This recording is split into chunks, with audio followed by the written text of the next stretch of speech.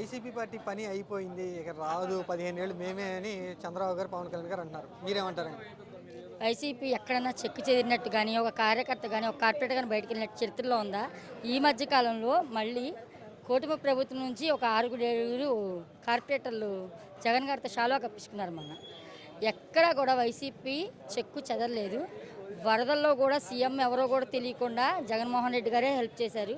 ఇప్పుడు కూడా అసలు ఇక్కడ ఎమ్మెల్యే ఎవరు, అసలు సీఎం ఎవరు, డిప్యూటీ సీఎం ఎవరు, సీఎం కొడుకు ఎవరో కూడా ఎవరికి తెలియట్లేదు.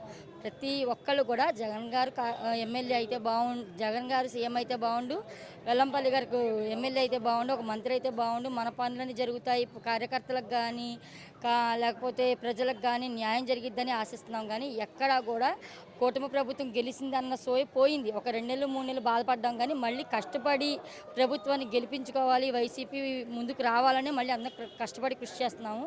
ఇవన్నీ వైసీపీ సోయిలో లేదన్నమాట ఒక జోక్లా ఉంది చెప్పాలంటే. ఎక్కడుందండి? మేమే మాది మంచి ప్రభుత్వం, జనాలు మా వైపే ఉన్నారు అంటున్నారు. అవునవును, ఆయన రుద్దుడైపోయాడు కదా, ఆయనకి ఏం గుర్తుండట్లేదు అనుకోండి. ఈ మధ్య ఆయన కొడుకేమో ఒక పప్పులాగా ఆలోచిస్తాడు, ఆయనకేం గుర్తుండి సాగదు.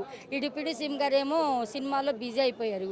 వాళ్ళ అన్నగారిని తీసుకొచ్చి ఆయనకి హెల్పర్గా పెట్టుకున్నాడు. ఆయన ఏం చేస్తున్నాడు ఆయనకే తెలియదు. వాళ్ళ ఫ్యామిలీలో ఆయన కాపాడుకోవాలి, మమ్మల్ని ఏం కాపాడుతారు, మమ్మల్ని ఏం అభివృద్ధి చేస్తారు?